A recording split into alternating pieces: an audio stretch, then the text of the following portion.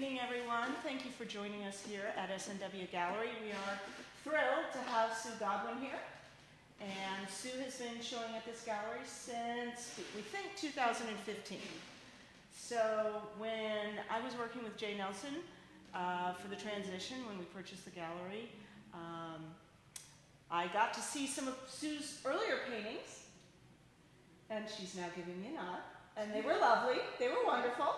But one of the most exciting things for me, since I've had the pleasure of working with all these artists here at the gallery, is to see how far Sue has come in the last few years. And that's just really exciting. So I'm going to let Sue take over now, because you're all here to see her, not me. And all right. Go for it, Sue. Thank you. You're welcome. Thank you, Ellen. Thank you, Amy, Kevin, Mary, Strucker Nelson, West Gallery. This is a wonderful opportunity to get to talk about my art to a lot of different people who might not be in central Kansas. So I appreciate that. And just a little bit about me and my background. And I am not a fine arts major. I actually went to Northwestern Michigan College, which I'm originally from Michigan, some of you know that, but went for graphic art, for commercial art, because I was told in high school that if you want to make a living, you need to go into graphic art. So that's what I did. I did it for a number of years, and then just kind of evolved. Family doesn't always jive with working really, really late nights on graphic art deadlines.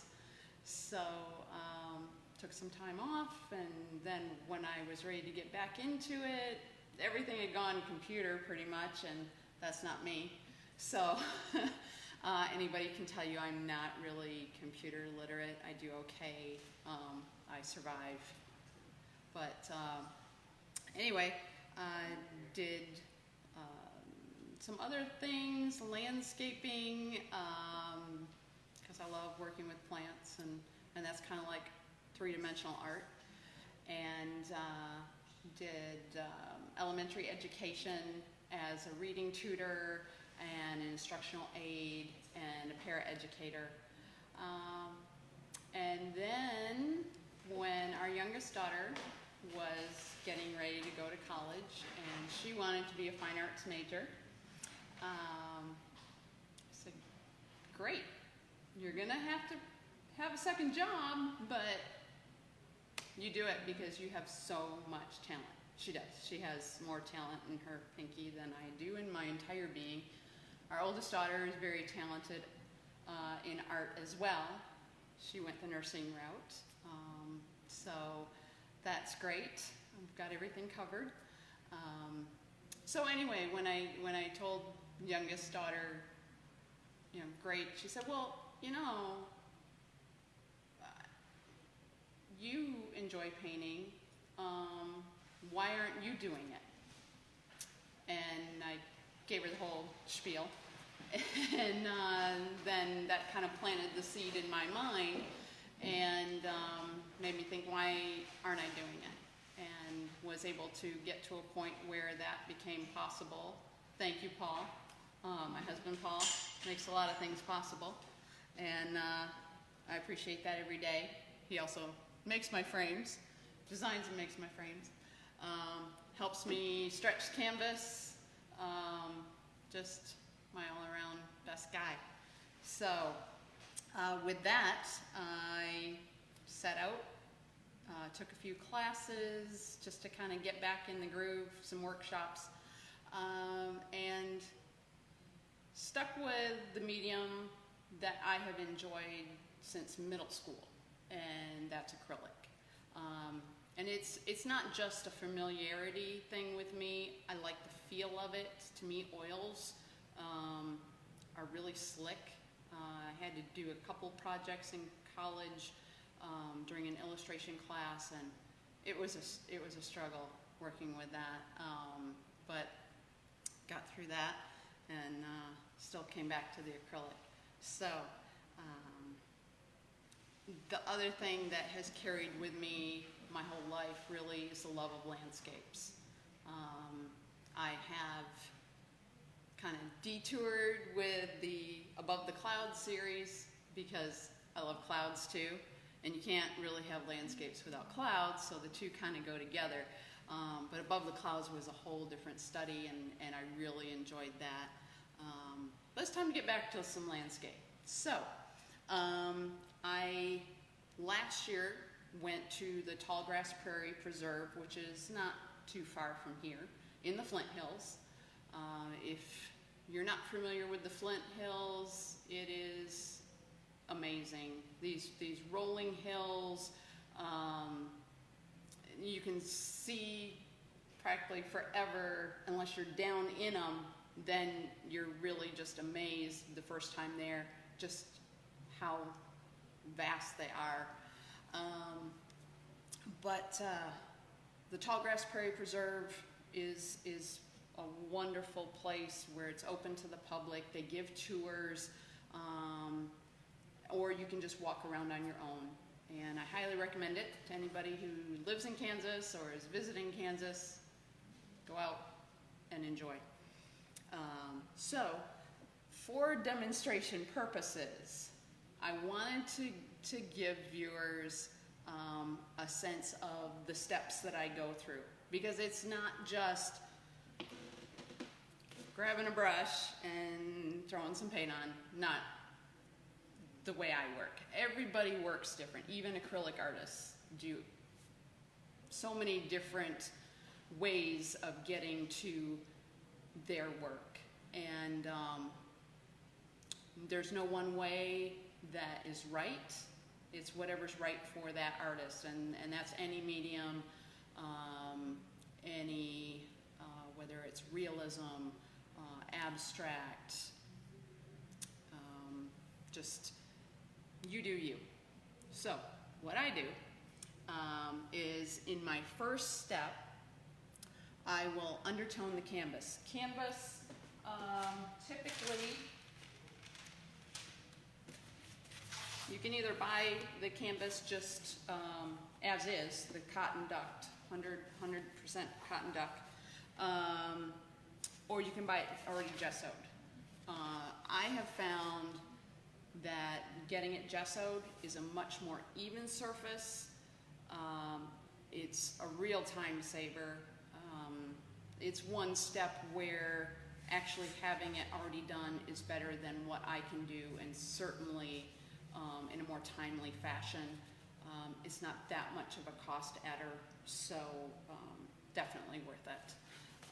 So it starts out white, and I don't particularly care to work on just a white ground. So when you look at the sky, if you're driving, next time you're driving, especially on a sunny day, look along the horizon, and you will see kind of a yellow tone on a really nice day. On a stormy day, you might see more of a reddish rose tone. And if this were a painting that was of that kind of day, this would be more of a rust red color. So I've got the yellow undertone for the sky, and then a raw umber and burnt umber mix for the ground. And I like to have that kind of come through at times in my work.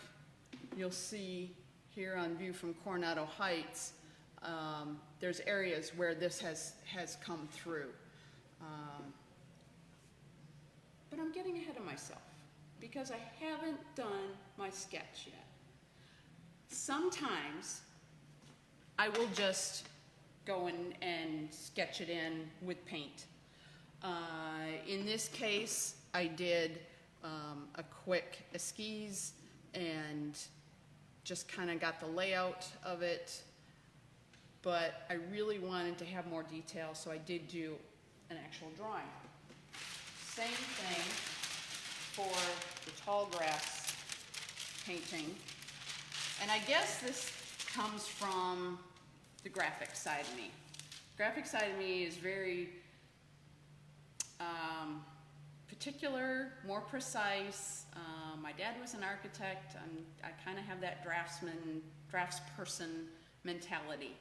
And it really helps me to do a drawing first. It helps me work out my composition. That's not to say that it's carved in stone, because it's not. It's pretty evolving as I'm painting, but I'm not reinventing the wheel, hopefully, while I'm painting. I've got a roadmap. I like roadmaps. Question? Yes, and I can see that there is some writing at the top. Yes. Which probably our visitors cannot see. Okay. Yep. And maybe you want to talk about that, maybe not. What this was in this layout, I have 4 sections, which you can't see because I have very carefully covered it up, so you get, a little bit at a time, not the whole picture at one time. But this is, for demonstration purposes, done in quarters. So this was just my notes of this is going to be all undertone and what each panel is going to be. So I have my reference photos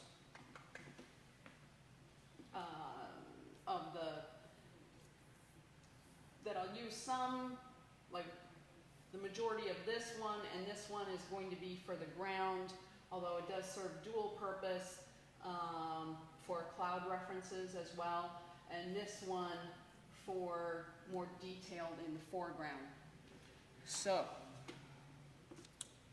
I draw the whole thing out, and I can either just leave it at that and not transfer it, but if I choose to transfer it, I have a couple options.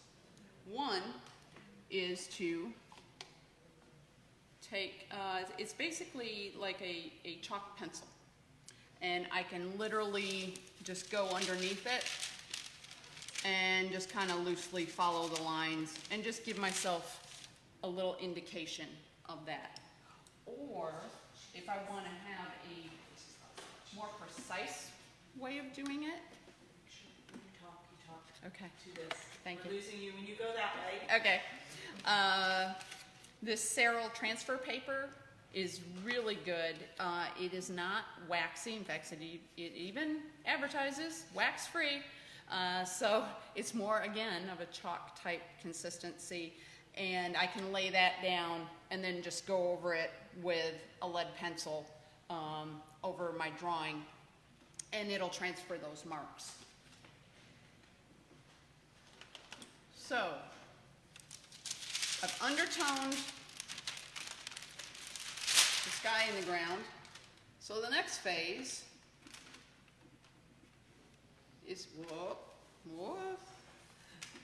a little too far. You're getting a little hints here. Thank you. Okay, whew, that's better. So I have done indication lines, just kind of ground lines that show me composition of, there's a pond, got it turned the right way. There's areas where the hills come literally into the pond, the background, and then there is at this point, a single layer of the sky color. And the tricky thing with acrylic, and this is why I have to do it in stages and really let that set and dry. Even though acrylic dries fairly quickly, to the touch, if you're going to be going over an area multiple times, you're going to want it to dry, I'd say a good 4 to 6 hours. So this single coat, and you can see the areas where some of that yellow's coming through. That told me when I was when I was applying this and brushing it on, if I went over it too hard, it would actually kind of lift off what I had just put down.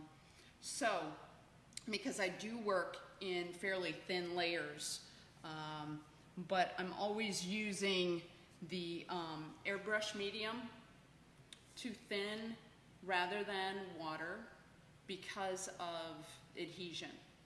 I'm going to pick up this because I'm trying to zoom in. Okay. And I'm not getting the zoom. Okay. So we're going to zoom. Zoom, So, zoom, we're zoom. gonna come closer. Mm-hmm. And there we go. There we are. Okay. So, I've done a lighter mixture here to keep that yellow coming through along the horizon. And this is primarily cerulean, some manganese, and titanium white with a little bit of Prussian cobalt. You're fine, Sue. Okay. You're fine. Okay. Just get in It's your us. face. It's us. I want to see your pretty face too. Stick with the painting. There we go. So here we have the third panel. And you can see the sky has gotten a lot darker. I, at this point, had applied another 2 coats. And you notice some of the yellow has taken on some of that blue in the lightest way, and also with a little teeny hint of magenta to give it a little bit of rosy color, a little tone of rose here in this kind of mid area. I also began the ground layer, and the way I worked, and I don't know, I think it's because of my graphics background and how in creating what are called key lines that are used in the printing process, you work in layers. And so I work from the furthest point back to the closest point. So typically I will have the sky completely done before I start any of the ground. But in this case, I wanted you to be able to see some of what I would call like a third phase in the ground as well. I couldn't make a stretch, I mean, I could have made a stretch canvas really long, but that's ridiculous. So we kind of combined the sections here. And so we've got the indication of the clouds, the initial indication. This is just first coat. I will go through several coats of cloud variations and adding different colors, seeing how they dry. There is a little bit of color shift even still with acrylic. It used to be a really vast color shift, but they've come a long way, and I certainly appreciate that. But so the reason I do the ground after the sky is that it's much easier to paint the darker color over the light, because typically your ground scenes are a darker color. I could paint the blues or whatever the cloud or sky color happened to be for that particular painting. I could do it over top, but I could end up having a ridge, and that would be harder to cover. It's easier to cover if there was any ridges. I can work that into the ground. So you can see in this initial laying out of the greens, typically the further back you go, the hazier it is. So this is a little bit softer, and then we work our way down through the hills to the foreground.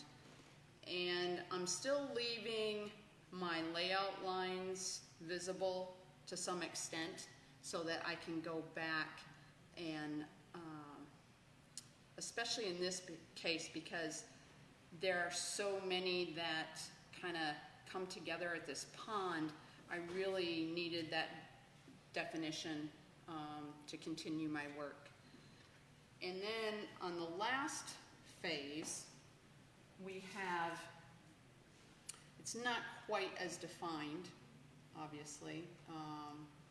I've tightened up, given more highlights, more deeper colors, a little more angles, and trying to move those hills. What I've left to show you is the foreground and some of the sky work of the clouds. So, I think, are there any questions to this point? Well, Mr. Masig, he's watching. Yes, So hey, you Al. better behave. All right, so we're gonna get. I'm gonna move in just a little bit. Oh, no, not closer. more. No, I'll put it on the painting. Okay, thank goodness. Sorry, All right. I'm on your foot. I don't want to be on your foot. Okay. Tell me where you am I in the picture? You are in the with picture. the palette. I'm moving it down so we get the palette. Okay. There we go. All right. So, practical person that I am, I do not have a fancy paint palette, you know, the kind with the thumb hole and all that, or piece of glass. I really like my white Corel plate. I have had this plate for a decade and a half now. And what I just peeled off is press and seal. I can have paint on my palette, and if I need to take a break, I can spray it with the Liquitex wetting spray, which I do as I'm working just to keep the paint from skinning over. But if I need to take a break, go let Stella outside, get a snack, whatever, have some coffee, I'll spray that on my palette. I'll spray it, and then I cover it with the press and seal, and it is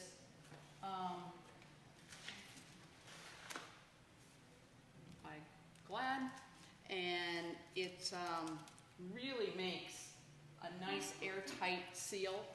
And Stella appreciates press and seal. That's what Paul just said. All right, we're going to spin just a little bit. Spin. Get not twirl, quite so twirl. close up to you, so as Okay. to not Thank you. make you feel like you're... That.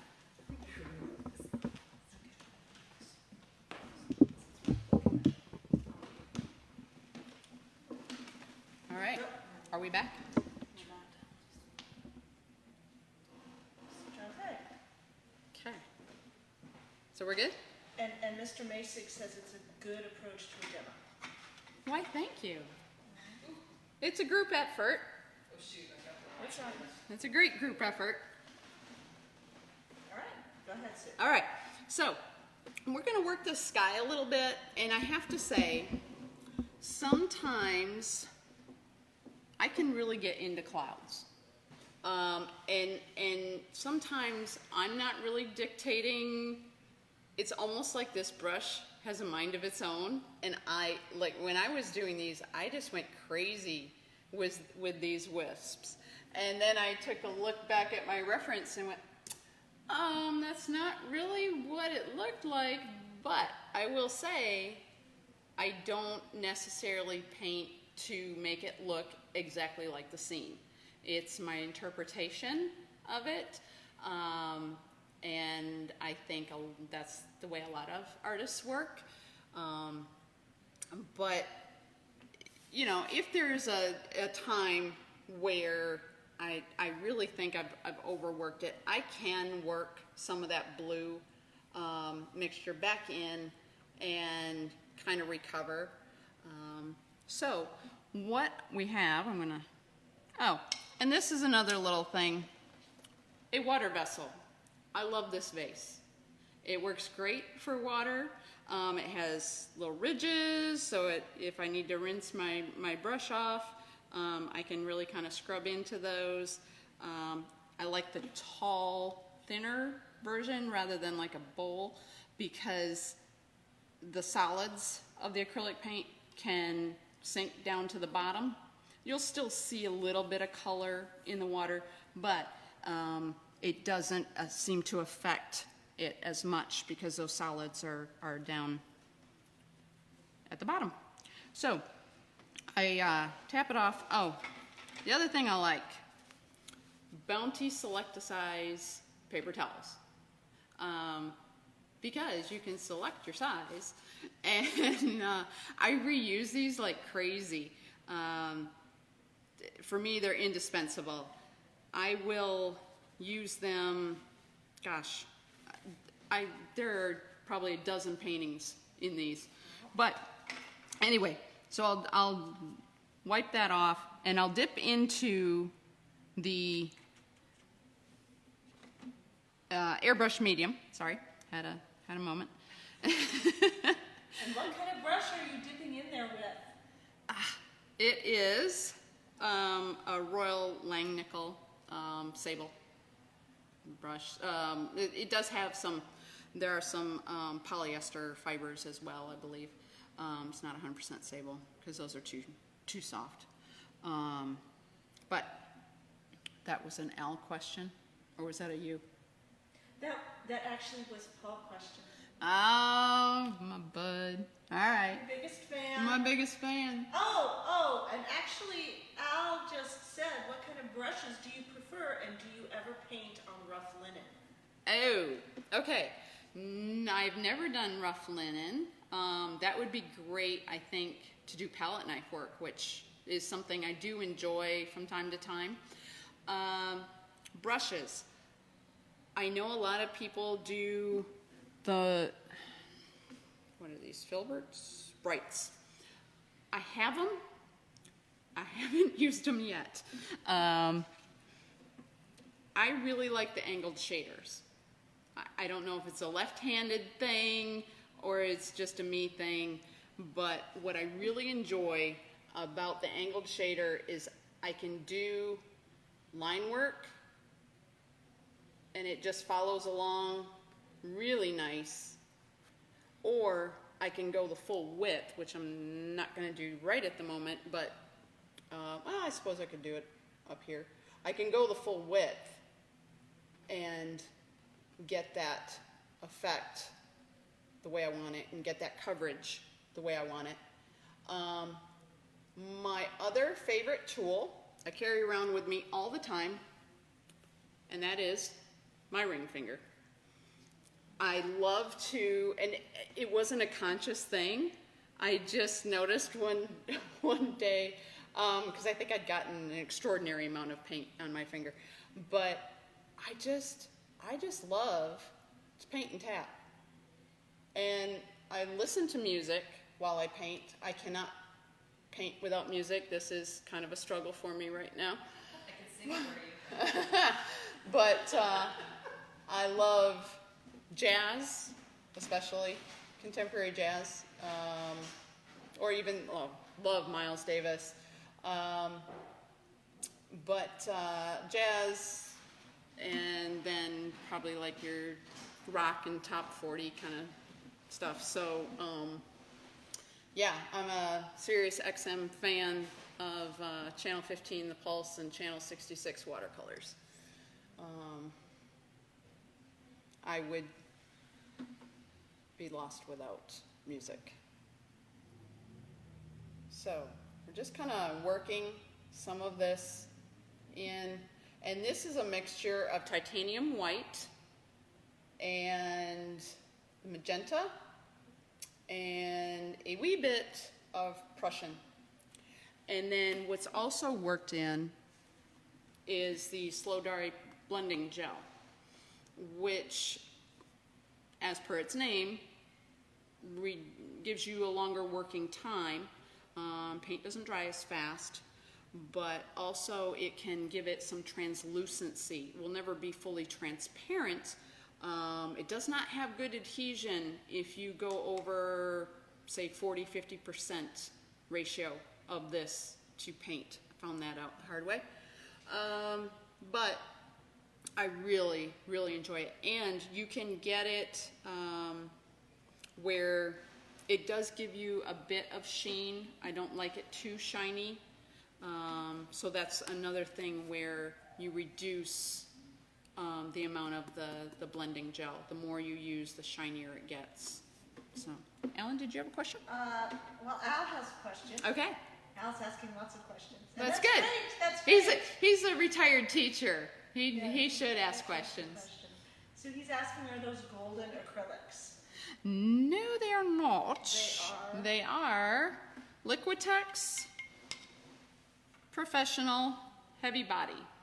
And I like the heavy body, even though I'm using it in thin applications here. I can always thin this with the airbrush medium. I can't really build up thickness. I can go back down.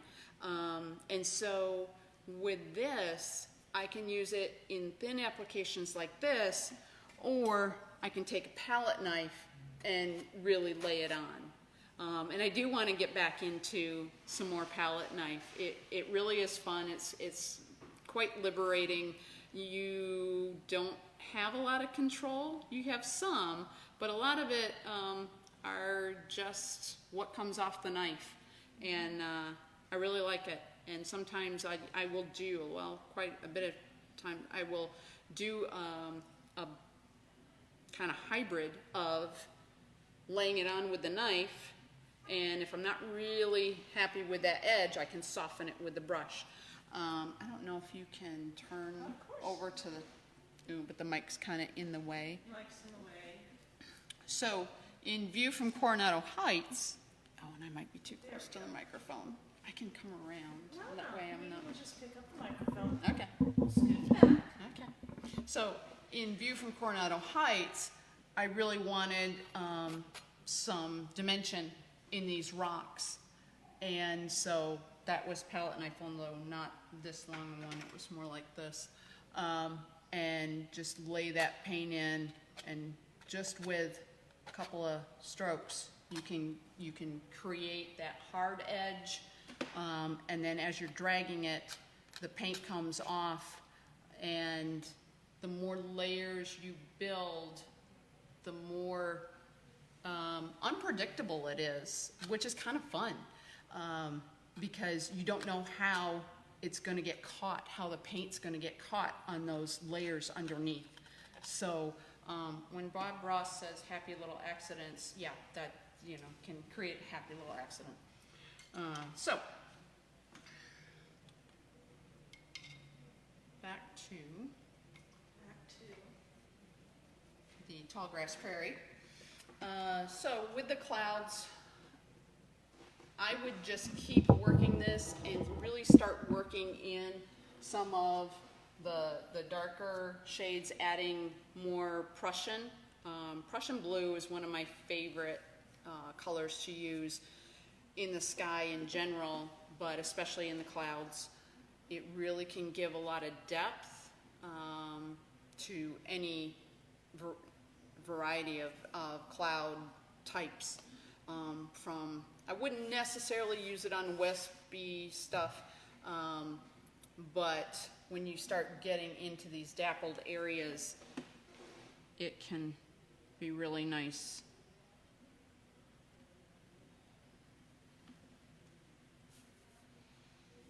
Still not quite dark enough.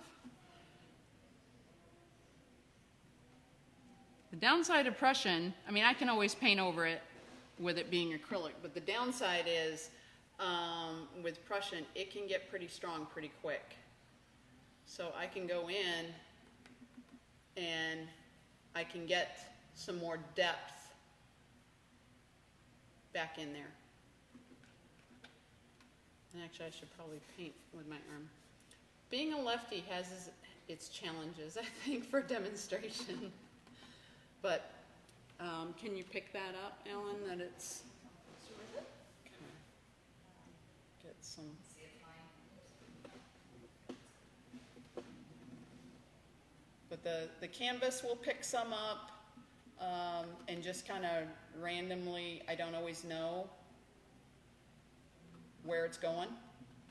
The brush, how much is loaded on the brush, picks it up differently, but so we just kind of work our way around and dab and smush. So your top fan has a question. Yes, top fan. Given the complexity and depth of your paintings, how do you know when your painting is finished? That's such a hard question. And he knows, top fan knows, I struggle with this. When I think I'm about done, I will leave it and go for a walk with Stella. I will go work in the yard.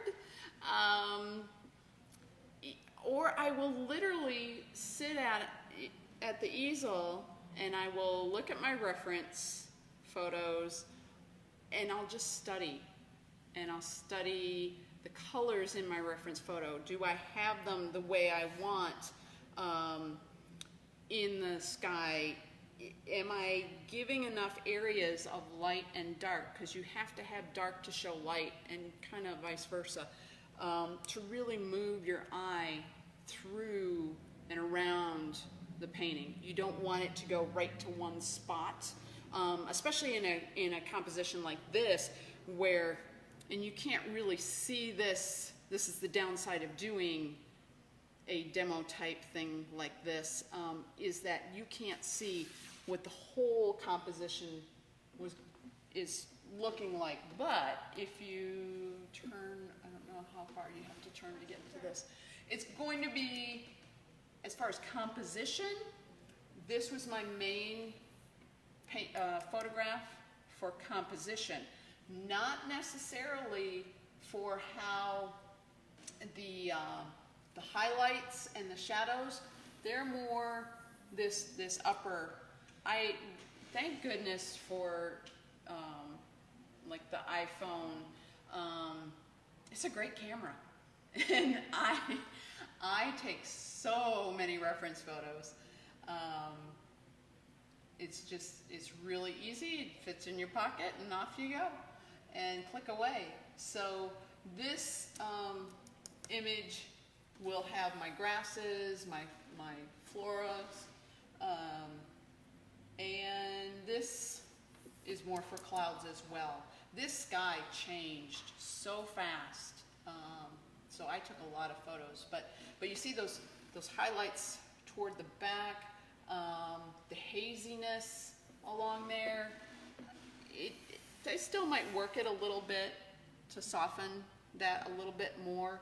I'll probably work in some darks along in here, and then get some more highlights on some of these hill edges, just to really get that pop. Thank you, favorite, best fan. Yes, we'll have people saying that happy little clouds and very interesting, love your work. Ah, So you were talking thank you. about the flora. Yes. And I know you had some books that I saw earlier. Yes. So when I go to places like the Tallgrass Prairie Preserve, I'll usually have some kind of backpack, because I have to have snacks. I don't go very far without snacks. But no, I won't necessarily carry a big reference book like this, but what I do carry is the pocket guide to Flint Hills flowers, because although I have had some master gardening, there is no way to know all all of that. And I really like to know what I'm painting.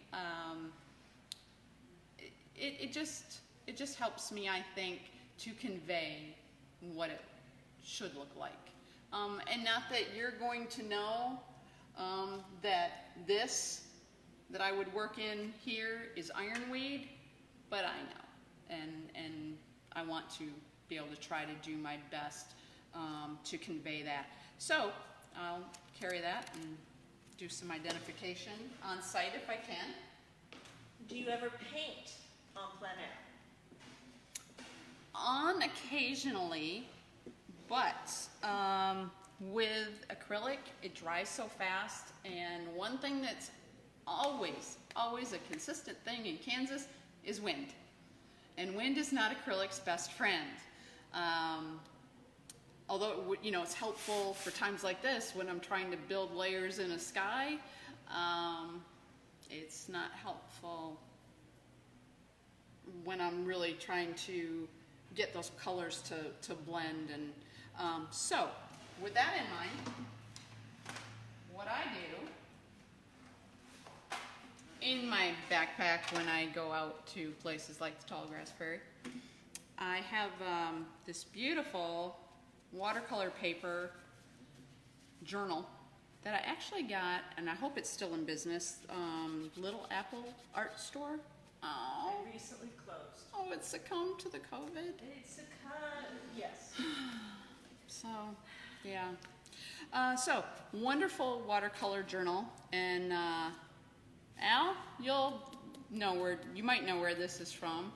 The Iris Farm in Traverse City. Mom and I always loved to go there, and the girls love to go there. I have several irises from there. But what I can do is take a fine point Sharpie marker, just do some quick indications of shapes and just the overall composition. And then, now my box took a beating one trip to Traverse City when we flew, and it was in an outside pouch, and apparently TSA, or the baggage people, really smashed that bag, and it kind of smashed my box too. But these watercolor pencils from Derwent are fabulous. They have a really good range of color, and all I have to do, I don't want them to fall out. I know you don't want them to fall out. Yeah, all I need to do is I can carry a little water bottle of water and a lovely little brush, and I can basically just color in with my pencils just real rough, and then I can go over it with the water, and it turns it into watercolor. And I really enjoy the speed of it. It's not a lot to carry. It's really convenient, and that's how I do plein air. So we do have a question. Yes. Will you keep this canvas as a demo for future sharing or totally complete this painting? I do have another demo, actually out in Pratt, Kansas at the Vernon Philly. I believe that is the 2nd of October. So I think I'm always going to keep it as a demo, even after that. However, I am going to, with my best bud's help, stretch another canvas and actually do this scene. Yeah. Okay. So, how are we looking for time? Yes, that's my question. How are we on time? We're 45 minutes in, it's about 7 o'clock. 7 o'clock, so if we can wrap this up in about the next 10 minutes, can you Okay. do a little more demo? Yes, I'm going to All do right. some ground. So I like, in my kind of collection of colors that are a must-have, I really enjoy Hooker's Green Deep. I'll have Sap Green. Would not be complete without yellow ochre. Alizarin crimson to tone down the sap green, because there is not a lot around here that is that kind of bright green that sap green is. So I'll use the alizarin crimson to cut it. So what we have, also some unbleached white. It's not as harsh as the titanium white. It's a little warmer, a little softer. So let's get at that. So I have a mixture of the Hooker's green with a little bit of Prussian and the alizarin crimson and some yellow ochre and the unbleached white. And I can just go in and kind of get that. Oh, technically I'm working on the third panel. See, I should have kept that. I debated about having the painter's tapes left on so I wouldn't do that. I wouldn't stray over into the third panel. So So I'm gonna close in just All right. a little bit on you. Bring it not on make in. You feel bring it on in. I'm not getting make too you claustrophobic. feel Too claustrophobic. So I'm just loosely kind of scumbling along, and with my favorite tool, that ring finger, getting in there. Let me see if I can bring this a little forward. Okay. Just kind of working it in, softening it up, and I can give. See, this is one of the things I like about this angled shader is I can use it to do a swath, but then I can also just use the tip of it and get those finer lines. Let's see, I need some Hooker's green. I failed to apply my Hooker's green to my palette. It's a very intense green. Yeah, sap is the one that's really intense, but and the burnt umber.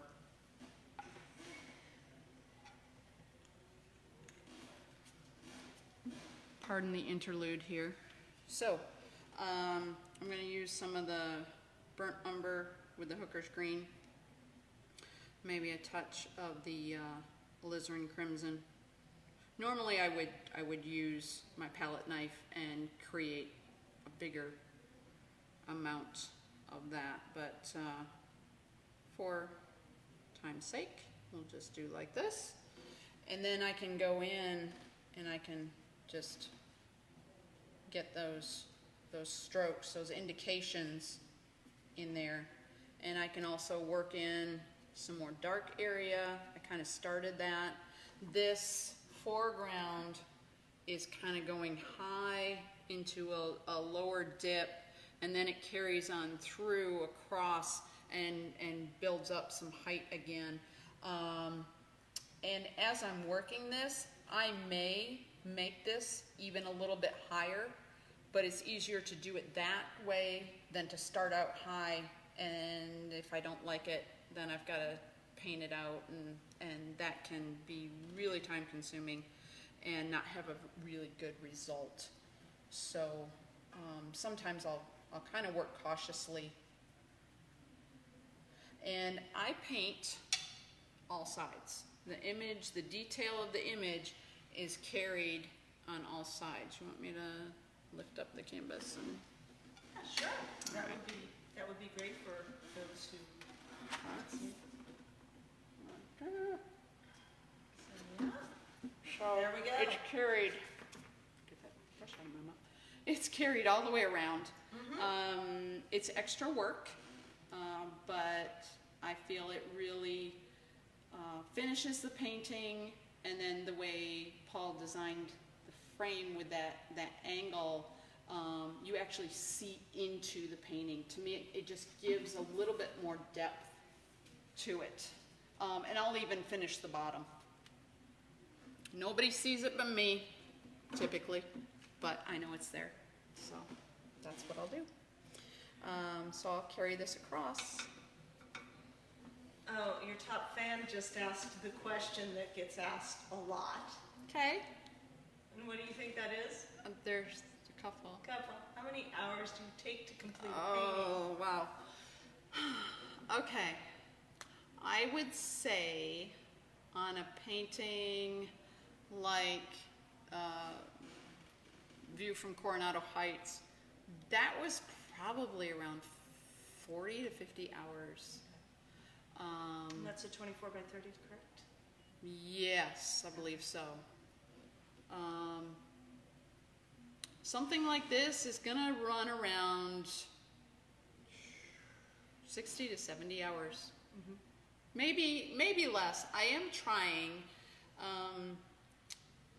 to have a little bit looser application. But I know I don't think I would ever be so loose that I'm doing something in like 20 hours. That's just not me. And I really feel I have to be true to just what I do naturally. I don't know that I want to force this kind of looseness, but maybe it's a good thing. I don't know. Al, what do you think? Well, Al actually has commented. Okay. And he has said that he likes you are constructing your composition as you paint. And his comment to how long the painting takes is 20 or 6 months, 8 days. You got that. It is a lifetime. It is a lifetime, yes. Yes. So, yes, and to that, some paintings come on quicker. It's just a matter of experience of that scene. Mm-hmm. If it's something I'm not as familiar with seeing, I might not have as good a feel for it. Even though it's the Flint Hills in an entire different setting, possibly, you know.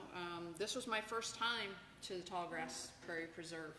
I will go back many times, for sure. And each painting that subsequently comes out of that will probably have a little bit different feel, just from a familiarity standpoint. So there is that. As far as what that does as far as a painting is one way better than another, it's all in the eye of the beholder. So, And in the hand of the artist. So, yes. So, thank you for that question. And more compliments from Al. Your surface textures are always well done, Sue. Ooh, that's high praise from Mr. Masig.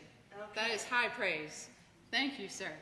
Because he has texture down. I really appreciate that. So, anything else you'd like to add before we wrap up? I would be doing some little, because we've got some ironweed that actually is over in here. But for the sake of demonstration, I could do some real quick. Need to tone that down. Ironweed can range from pink to purple. Oh, so I'm working with the Prussian and the magenta, a little titanium, and so the ironweed. I'm also going to have to rework some of these grass indications and things, but the ironweed is kind of like a upside down triangle, and it's just a couple little indications, and I would add some darker colors to that to give it a little bit more depth in it. And then maybe I don't like the way that one went, so I'll try it again. that a little bit more depth. Ironweed has kind of a signature leaf structure in that it's pretty horizontal. So I could just very simply put those in.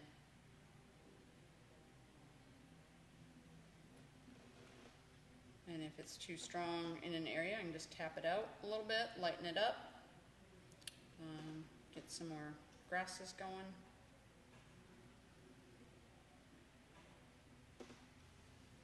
Get some yellow oxide in there, kind of lighten that up. Get a little brightness to it. And as you can see, with this angled shader, I can get all different kinds of shapes to my brush strokes. This is the fun part. I love coming to the end of the painting and just really having fun putting these kind of random strokes on it. And literally I'm watching it come to life, just like you guys. So. And Allison says hi.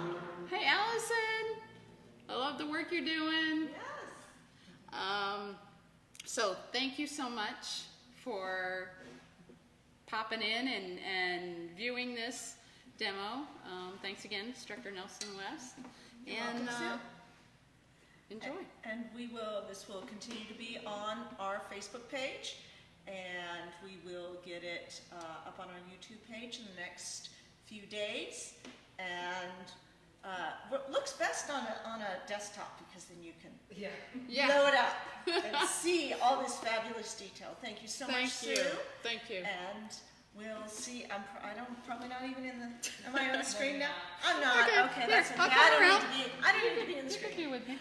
Thank you all for joining us this evening, and we'll hope you'll come to the gallery and see Sue's paintings, which we have on display right now. And they're online. And they're online. Yeah, they have a great website. Thank you, Sue. Thank you. We'll see y'all in October you'll see us in October for our next virtual artist reception. Thank you. Good night.